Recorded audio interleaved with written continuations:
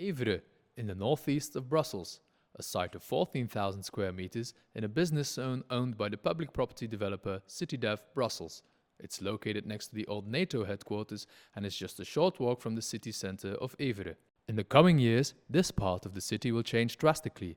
A new metro line will have its final stop here, and the old NATO site will be transformed into housing. The old existing building is financially unprofitable as is, but it is an opportunity for a tenant that can intelligently occupy and adapt the site. Our ambitions? Designing a sustainable anchor point for Rota, which can be a catalyst for the area in the development of a circular local industry, using construction materials that are either reused, geo-based or bio-based. By bringing back the light industry into the city, a new dynamic is introduced in this neighborhood. Rota is at a location where it can present a sustainable and circular way of thinking to the broader audience. In an ideal world, Rota will be joined by a series of like-thinking partners to create a real hub for circular building materials where knowledge exchange and interaction are made possible. If Rota would move into the existing building as it is now, calculations show that the situation would not be financially tenable. They would be paying 340,000 euros per year or 85 euros per square meter per year for a site that is much too large for Rota's needs alone. To make the site a viable option for the commissioner, we place in a series of new volumes. Rota is placed centrally on the site as a backbone for further development, adding 2 new structures in the south. In the northeast, a series of new storage halls form the Big L, a small and medium business zone. In the west, the old office wing will be renovated so it can be rented out as well. These interventions bring the total yearly cost down to 93,000 euros or 11 euros per square meter. The existing truck entrance on the north side will become the main gateway for goods to the site. From there, all the storage halls can be reached by trucks. The main entrance for customers and employees is on the southwest side, a more welcoming, greener space that serves as a connector for different parts of the building and Rota's outside showroom. To house Rota DC's inside showroom, we located the Depreter greenhouse in the Netherlands that can be easily rebuilt on site. Additionally, we placed solar panels on one side of the greenhouse roof. This way, we provide both a source of renewable energy and sun shading for the showroom. For this intervention, we foresee a cost of 300,000 euros in total. Next to the showroom, a new volume for the workshops is built. We use second-hand glue lamp combined with sandwich panel cladding for a total cost of 175,000 euros. A covered space separates it from the showroom, acting as a screen for dust and noise, while still allowing the customers to catch a glimpse of the action in the workshops. The shape of the workshop complements that of the greenhouse. Together, the transparent showroom and workshop serve as a recognizable eye-catcher to customers, visitors, and employees. The flow of goods and people are organized along different axes to ensure safety and efficiency. The goods move in a straightforward way, from the north entrance to the arrival zone. From there, they can be transferred to the workshops in the south if necessary, and afterwards to the showrooms. Alternatively, after the arrival zone, they can be immediately transferred to storage and eventually to the departure zone, ready to be sent to the customer. Visitors enter and leave the site through the west entrance, where they are immediately surrounded by Rota's products. In the inside showroom, the counter is housed in a separate volume, easy to find for the customer. For employees, its position also provides a clear overview of both the inside and outside showrooms. The Connector Cafe is located between the office wing and Rota's showrooms. This is a flexible space that can be used to serve drinks or meals to the employees and customers, hold lectures and performances, or even organize workshops. In general, it is a place for people to meet and connect.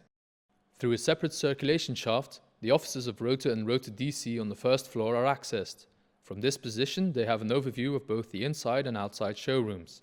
The offices of both entities are within one continuous space, where a central transparent meeting room acts as a dividing anchor point. On the second floor, more office space can be rented out. The old office wing does not meet the current standards for thermal and ventilation comfort. Actions will have to be taken to address this problem. The existing building is also too deep. Hardly any daylight penetrates to the core of the building. We remove the suspended ceiling and insulate the building as much as possible from the inside, above the windows and behind the existing radiators. We remove the old roof insulation and replace it by 15 centimeters of mineral wool. By breaking open the roof and the flooring in the middle of the building and installing a new skylight, the core of the building is now well illuminated. Through these interventions, the old building is once again attractive to prospective renters. Without renovation, the entire project would cost the commissioner €150,000 per year, which is not feasible. For an investment cost of €483,000, the yearly cost would come down to €93,000. This shows that a renovation is necessary to keep the project financially sustainable. The structure for most of the Big L comes from a single large glulam storage hall we spotted in the Netherlands. The beams have to be cut to the required length. The steel columns are placed. Next, the glulam beams are fixed on top of the columns, and they are bolted together so that they can be easily dismantled again if need be.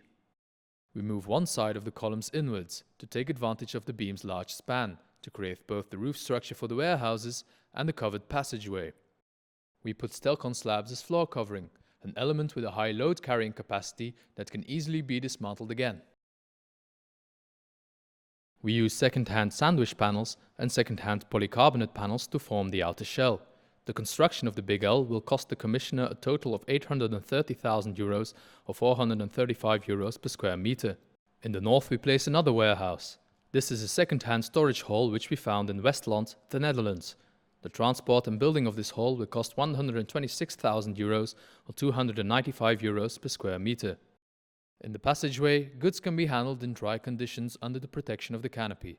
It also provides space to work outside, acting as an ad hoc possibility for expansion of the inside spaces, also creating additional interaction between the different users of the Big L. To be flexible towards the future, the big storage hall can be divided into units of various sizes so that many different types of businesses or workspaces can find their place here. We provide the possibility of installing offices in the south of the storage hall in case additional office space is needed by the partners in the Big L. By placing second-hand entresol flooring, we create 2 stories of co-working office space where the employees of the different units can work. Rainwater on the site is managed as follows.